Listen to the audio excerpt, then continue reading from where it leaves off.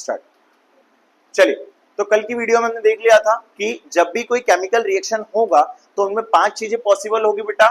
Change in colour होगा, change in state होगा, change in temperature होगा, और 2 चीजें और होती हैं, एक होता है फॉर्मेशन ऑफ प्रेसिपिटेट और एक होता है इवोल्यूशन ऑफ गैस। समझ में आ गया?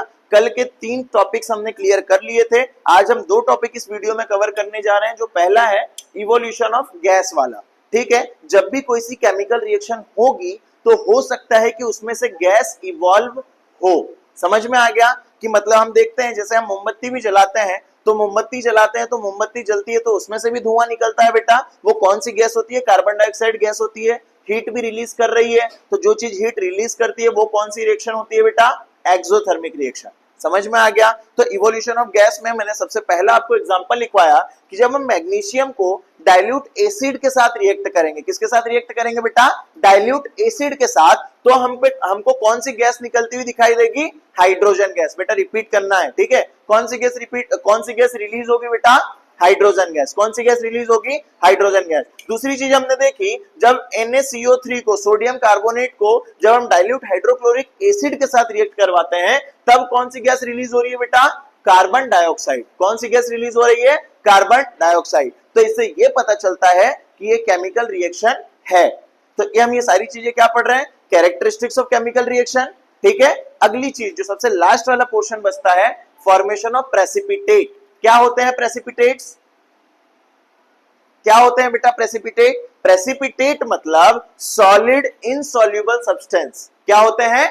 Solid insoluble substance. मतलब रिएक्शन होने के बाद भी कुछ चीजें आखिरी में बच जाती है। जैसे आपने चाय बनाया, चाय के बाद अगर हमने अदरक वाली चाय बनाई है, अगर हमने इलायची वाली चाय बनाई है, तो उसमें क्या होता है? हम लोग उसको कूट के डालते हैं और जब हम चाय छानते हैं तो सारी चीजें छन्नी में रह जाती है। तो चाय तो हमने पी ली, ये सॉलिड इनसॉल्युबल सब्सटेंस बच गया हमारे पास। ये डिसॉल्व हुआ क्या उसके साथ?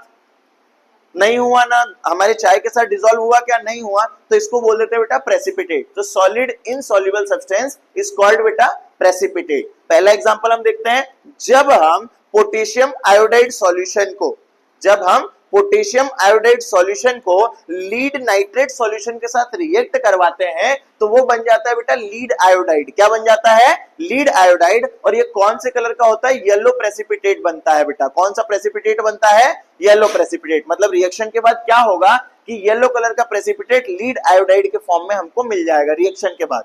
समझ में आ गया? दूसरा एग्जांपल कौन सा है कि जब मैं सल्फ्यूरिक एसिड को बेरियम क्लोराइड के साथ रिएक्ट करवाता हूं। किसके साथ रिएक्ट करवाता हूं बेटा? बेरियम क्लोराइड के साथ। तो जब भी सल्फ्यूरिक एसिड बेरियम क्लोराइड के साथ रिएक्ट करता है तो ये क्या बनाता है बेटा? बेरियम सल्फेट बनाता है। क्या बनाता है? Barium sulphate. और ये बेटा इनसॉल्युबल होता है। कौन से कलर का होता है? व्हाइट प्रेसिपिटेट के फॉर्म में होता है। कौन से फॉर्म में होता है बेटा? व्हाइट प्रेसिपिटेट के फॉर्म में होता है। समझ में आ गया सभी को? एक बात ध्यान रखिएगा, सीबीएसई में जब भी इस टाइप के क्वेश्चन आएंगे तो हमेशा वो लोग एग्जाम्पल से ही क्वेश्चन उठाते हैं।